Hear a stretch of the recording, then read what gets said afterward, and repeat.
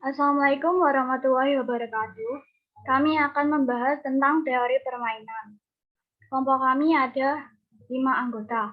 Yang pertama Rizky Nopendi, yang kedua Ahmad Muhibudin, yang ketiga Isti Romawati, yang keempat Sabrina Aris Septiani, yang kelima Jajirotu Faida. Pentingnya teori permainan adalah dalam dunia bisnis yang kompetitif, kita tidak lepas dari adanya persaingan dengan kompetitor.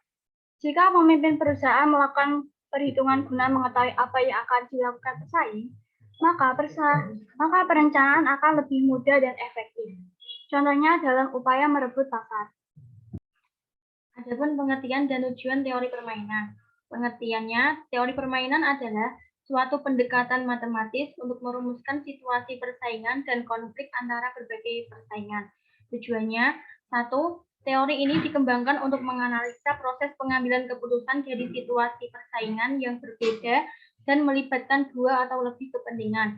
Dua, kepentingan-kepentingan yang bersaing disebut pemain atau player. Anggapan yang digunakan adalah bahwa setiap pemain mempunyai kemampuan untuk mengambil keputusan secara bebas dan rasional. 3. Mengidentifikasi strategi yang paling optimal. Contoh dan manfaat teori permainan. Contohnya yaitu yang pertama, manajer pemasaran bersaing memperebutkan bagian pasar. Yang kedua, Indomaret dengan Alfamart. Dan yang ketiga yaitu antara penjual kios-kios baju. Untuk manfaat teori permainan, yang pertama, mengembangkan suatu kerangka untuk analisa pengambilan keputusan dalam situasi persaingan atau kerjasama. Yang kedua, menguraikan metode kualitatif yang sistematik bagi pemain yang terlibat dalam persaingan untuk memilih strategi dalam pencapaian tujuan. Yang ketiga, memberi gambaran dan penjelasan fenomena situasi persaingan konflik seperti tawar-menawar dan perumusan polarisasi. Selanjutnya, contoh soal dari strategi murni seperti yang sudah ada di layar. Soalnya, tentukan strategi terbaik bagi masing-masing pemain. Ini jawabannya. Yang pertama dari minimum, yaitu mendatar. Diambil dari angka yang paling kecil. Dari strategi 1, min 20. Strategi 2, min 10. Strategi 3, 11. Kemudian maksimin, yaitu ke bawah.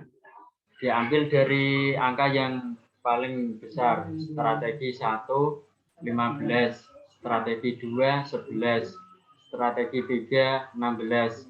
Strategi 4, 15. Dan mohon maaf, dari strategi 5 ada sedikit kesalahan.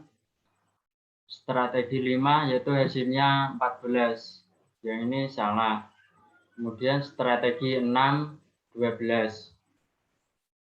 Minimax sama dengan maksimin. Oke, 11. Kenapa bisa 11? Karena maksimin dan minimum angkanya sama, yaitu 11. Sehingga menjadi permainan seimbang atau stabil. Titik sadar itu 11 sebagai nilai permainan. Strategi campuran menggunakan sikap permainan tidak seimbang. Pemilihan strategi dilakukan dengan mengevaluasi kombinasi strategi lawan menggunakan prinsip peluang. Definisikan yang pertama, adalah peluang permainan baris akan menggunakan strategi ke I.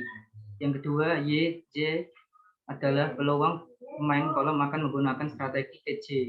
Dari strategi campuran. Terima kasih dari kelompok kami. Sekian. Wassalamualaikum warahmatullahi wabarakatuh.